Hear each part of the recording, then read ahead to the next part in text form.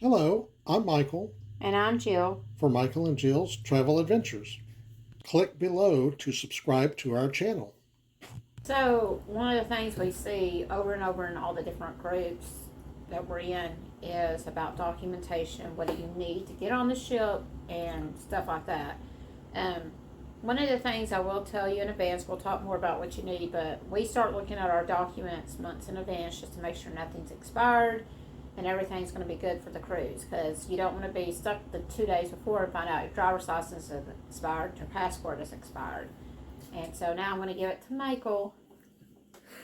Basically, to go on a cruise, a closed loop cruise out of the United States, most of the time, all you're going to need is a birth certificate um, and your driver's license. So you need to make sure that you've got an adequate birth certificate for traveling, and or go ahead and get your passport. They're good for 10 years, and then you don't have to worry about having a birth certificate. So I will tell you, if you are a woman that its name has changed since your birth, there's a little controversy over this in one of our groups, and I personally had a situation with it.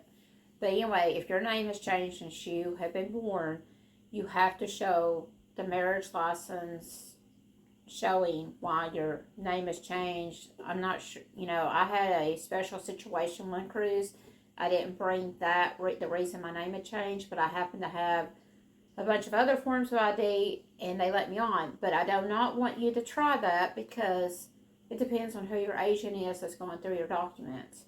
I've heard that they've taken pictures off your phone and used it, copies. But again, it depends on who is your person checking you in, and they may not accept that at all as ID.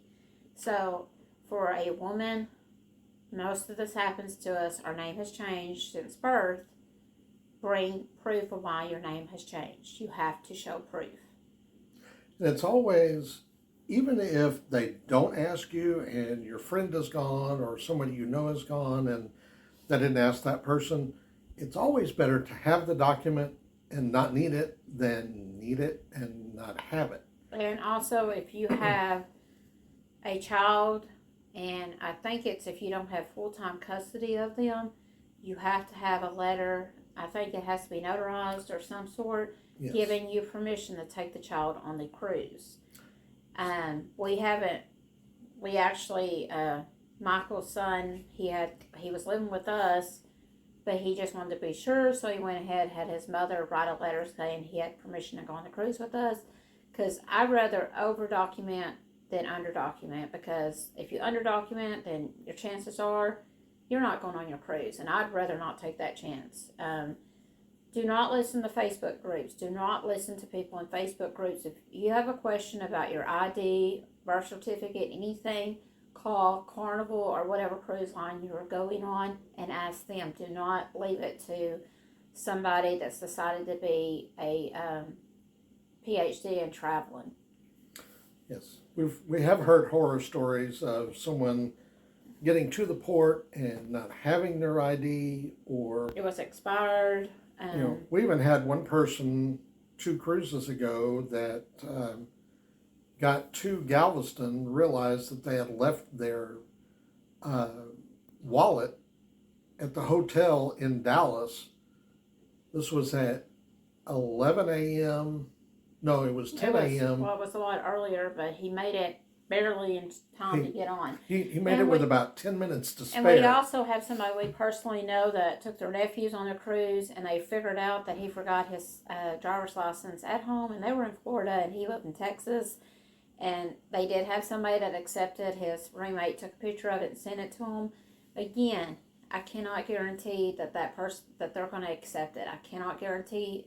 You may have somebody that goes exactly by the rules. You may have somebody that is new, and so they have somebody training them.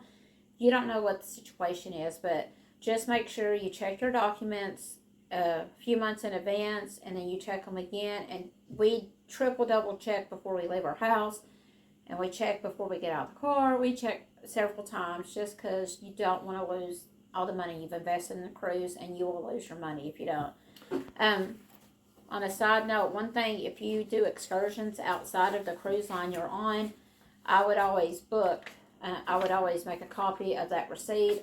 This is for Mr. Sancho's. We're actually going. My daughter and I went to Mr. Sancho's in August 2022, and we did have an issue where they couldn't find a reservation, but I had this, so we were able to get in. Inside, what we tell people to do is carry an envelope like this, nothing special about it, just place to store all your documentation. Get your reservation here, get your boarding passes, get your spare luggage tag if you need one. All of that goes inside the folder. Passports, IDs. Now, you can't take your driver's license, naturally put that in here, but if you got passports, go ahead and put those, drop those right inside. Do not pack them. Do not pack them. All of that's ready to go. What we do is put,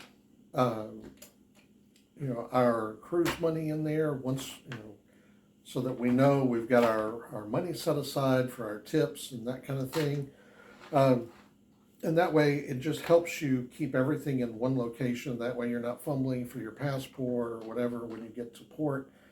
It is going to be important once you get to the port and you start going through the process, they're going to want you to have your form of ID, whether it be your driver's license or your passport, and driver's license and birth certificate and or passport, and they want you to have your boarding pass out in your hand, not in your back pocket, not in a purse, not in this folder.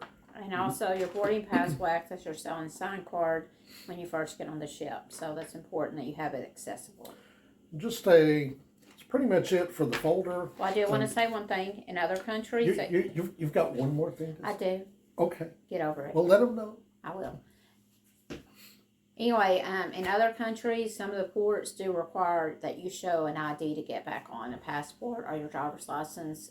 Most ports do your selling sign card, but you'll also need to have access to that also when you go on excursions and stuff.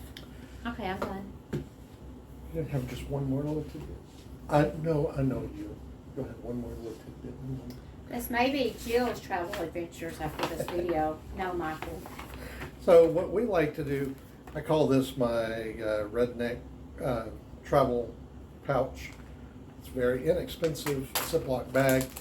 When we go on excursions, no matter if it's going to be a dry excursion or possibly a wet excursion, we will take our driver's license, credit card, passport, whatever, cash, basically right in a Ziploc bag.